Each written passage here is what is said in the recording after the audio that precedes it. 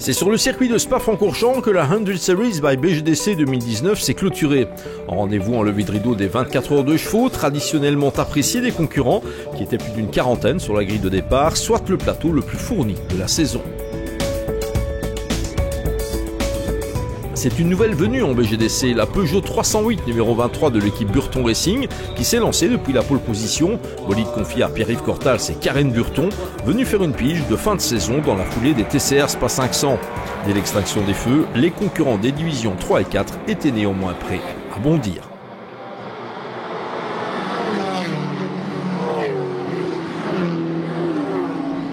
Rapidement, le luxembourgeois Harry Putz se propulsait aux commandes avec la marque Focus V8 numéro 57 de l'équipe VDS Racing Adventures, les concurrents de la 100 Series by BGDC en décousant également avec cette BMW M4 GT4 numéro 164, pilotée par le belge Koen de Witt, mais inscrite dans la compétition hollandaise STWC. Il ne fallait pas attendre longtemps avant de voir tomber les premières victimes de cette finale, avec la Renault Clio Cup numéro 37 d'Hervé Degé, Olivier Debrou et François Jequenne, souffrant d'un bris de biellette de direction suite à un contact avec un autre concurrent. La Peugeot RCZ Cup numéro 288 de Philippe Ortulanus et Laurent Tricoche s'immobilisaient de son côté au virage de Bruxelles, de quoi mettre un point final à une saison placée sous le signe de la guigne. Guère plus de chance pour la Ginetta de Denis Van Mol et Fred Bouvy qui finissaient par perdre une roue au niveau du double gauche. Une liste des abandons qui allait encore se garnir de plusieurs malchanceux, dont la Renault Clio 1600 cm3, numéro 69 de Rogier Van Kuijk et Thomas Letten, qui finissait par casser son moteur après avoir écopé d'une pénalité et avoir été victime d'une crevaison.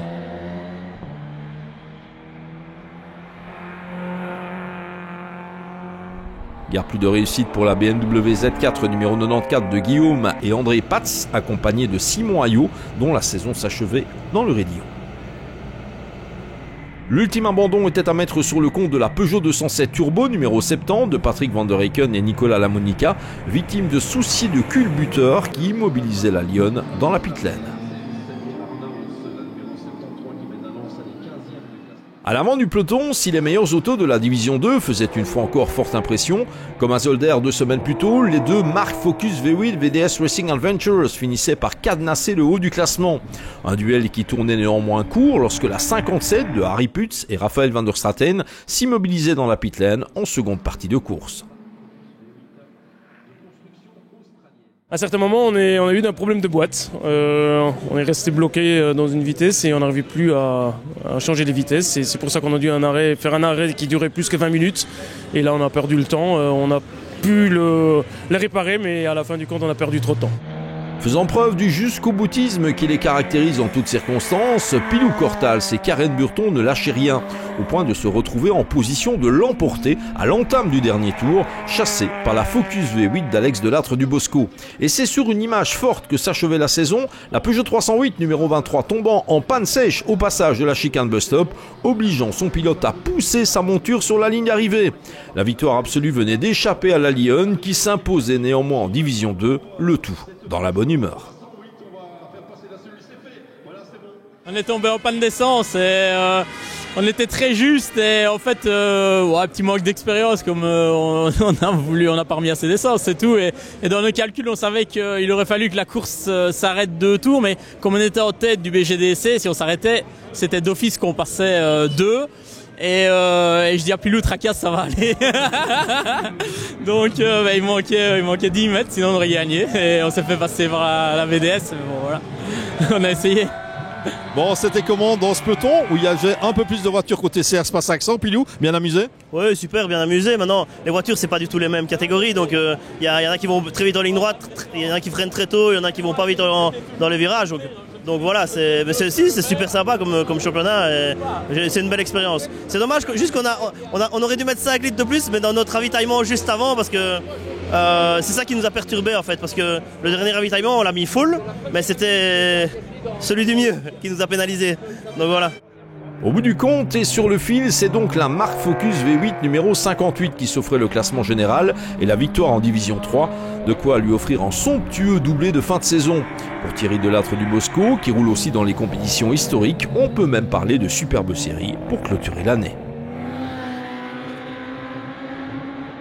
Eh oui, c'est victoire, tout juste à la fin avec l'autre voiture qui a plus d'essence malheureusement pour eux. Mais voilà, c'est une victoire pour nous et on est super contents.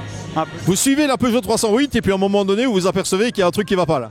Oui, je vois qu'elle va à droite à gauche au bus stop là, donc je me dis mince, qu'est-ce qui se passe? Et il s'arrête et je le passe à 20 mètres de l'arrivée, donc un peu de chance je pense.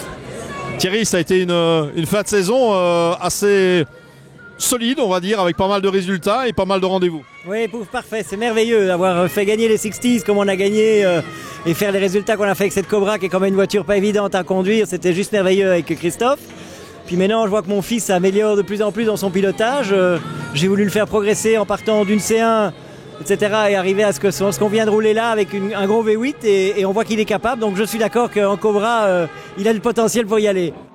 L'ultime podium général de l'année était complété par la deuxième voiture la mieux classée en division 2, l'Audi RS3 LMS numéro 7 d'Eric de Valens et Giovanni Scamardi, malchanceuse dès le départ à Zolder, mais finalement titrée en classe F suite à ce premier accessite.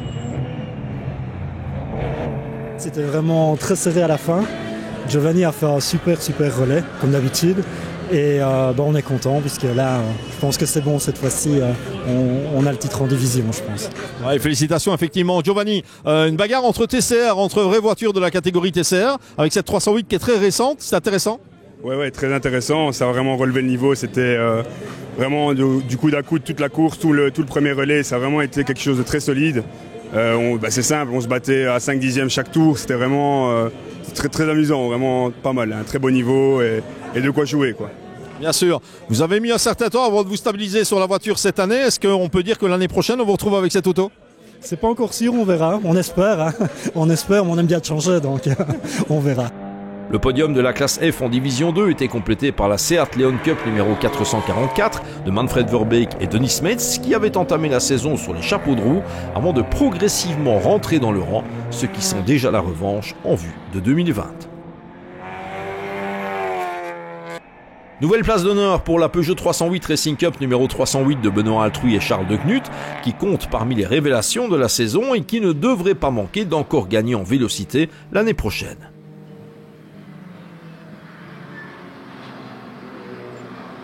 La division 2 accueillait également cette Lotus Exige numéro 63 que se partageaient Lino Pecoraro et Michael Berben, concurrente occasionnelle, surtout quand la 100 Series by BGDC passe par le plus beau circuit du monde.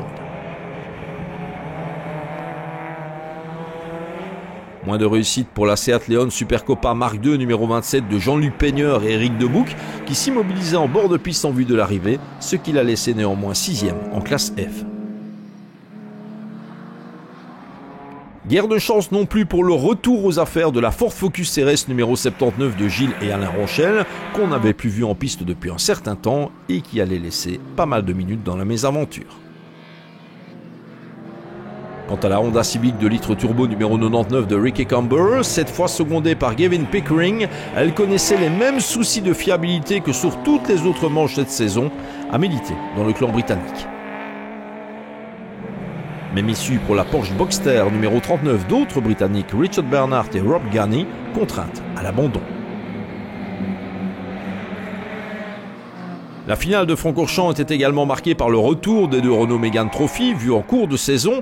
C'est la numéro 10 de Patrick Asnon, Olivier Grevès et Éric Dutoit qui s'en tiraient finalement le mieux, en dépit d'un envol depuis le fond de la grille de départ. Résultat, une 5e place finale et la victoire en classe S- de la division 3.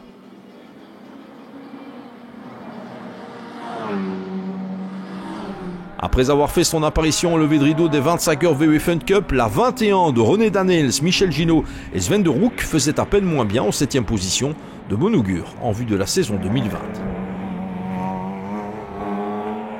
Comme à Zolder, la Porsche Cayman GT numéro 72 de Gaël Frère et Rolf Yettard, accompagné ici de Jonathan-Henri de Frahan, allait s'illustrer en division 4, remportant la classe G+, non sans achever la course au sprint entre les deux Renault Mégane Trophy.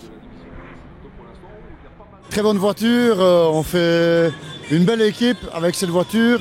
Elle est très constante, comme je l'ai dit la dernière fois. On a un peu de chance parce que nos concurrents directs ont, eux, pas eu de chance.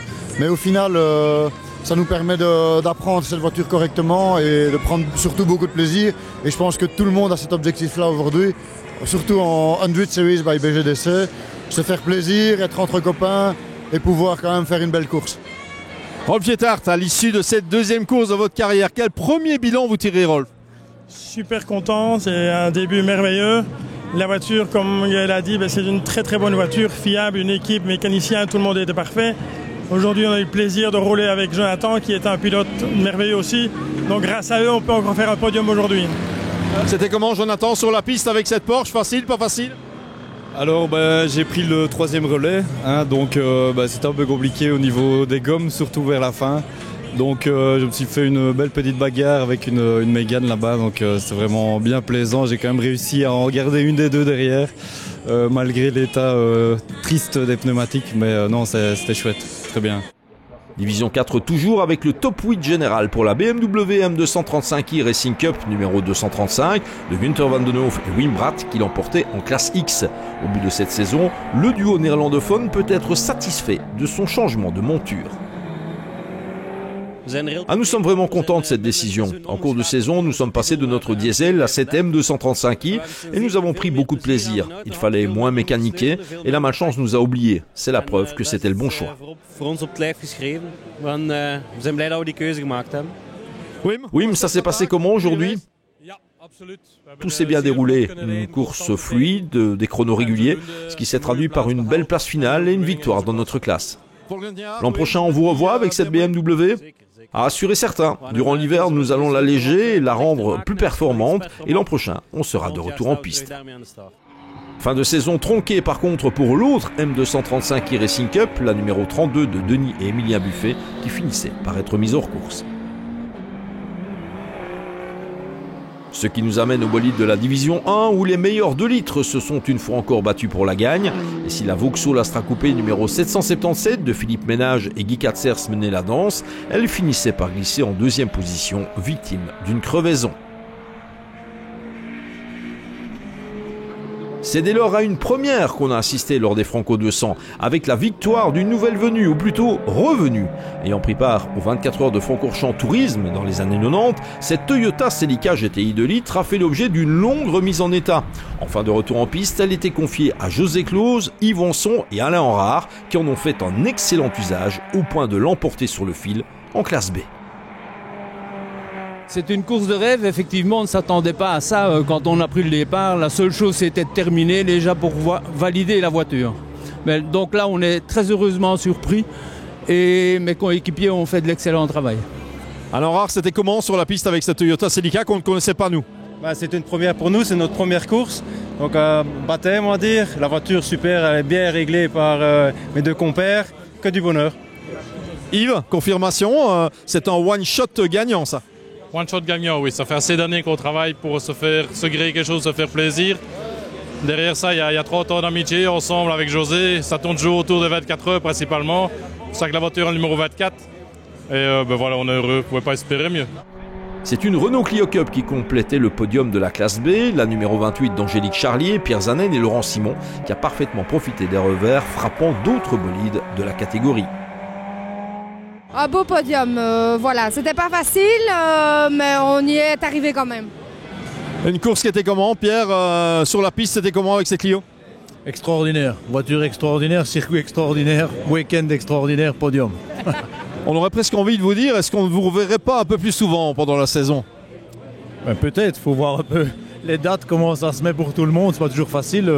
Voilà, on a du boulot qui nous prend aussi pas mal de temps et dès que c'est possible, on roule et le reste, advienne que pourra. Laurent, c'était comment sur la piste? C'était bien, c'est une belle journée, j'ai pas roulé toute l'année après un accident et une vilaine fracture, donc là revenir comme ça c'est super.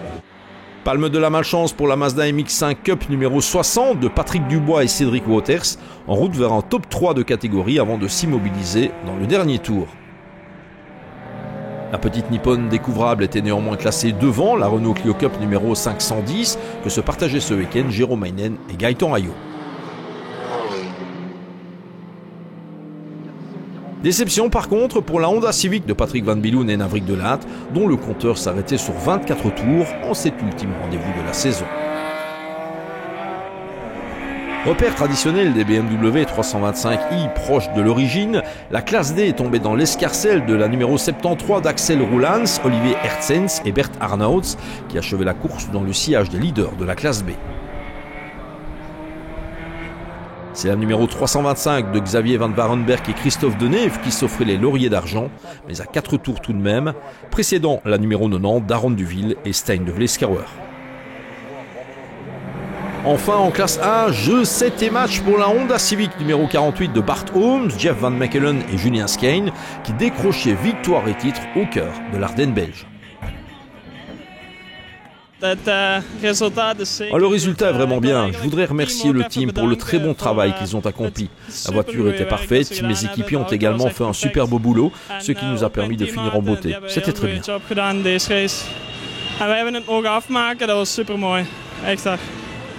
Jeff, c'est le titre en cette fin de saison? Je pense que c'est le titre en effet. Nous avons perdu beaucoup de points à Manicourt où nous n'avons pas pu rouler. Ici, le barème des points était doublé. C'est nos concurrents qui ont connu de la malchance. Nous sommes contents, très contents. Très contents. Merci bien. Julien, voilà, une apparition sur cette 48 en fin de saison avec un équipage très belge finalement. Ça s'est bien passé. Ouais, ça s'est très bien passé. Je suis très content. On a fait une belle course. En ce qui me concerne, j'ai pris le départ, c'était une première, on avait des nouveaux pneus.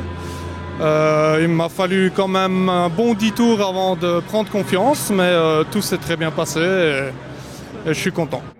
Marco Van Belle, qui se remettait pourtant d'une opération, réussissait la performance de boucler la distance en solo, ramenant sa Honda Civic numéro 3 en deuxième position de la classe A. Quant à la Honda Integra numéro 38 de Philippe Lano, quant à Niclo et Martin Bginaro, elle achevait la saison sur la plus petite marche du podium, non sans s'être fait une petite chaleur, très artistique, au niveau de l'épingle de Bruxelles. Une autre Honda Civic, la 118 de Jean-Didier Ronvaux, Fred Faucon et Georges Ponce, échouait au pied du podium final de la classe A, devançant la Citroën Saxo VTS numéro 67 de Renault et Eric Lambert.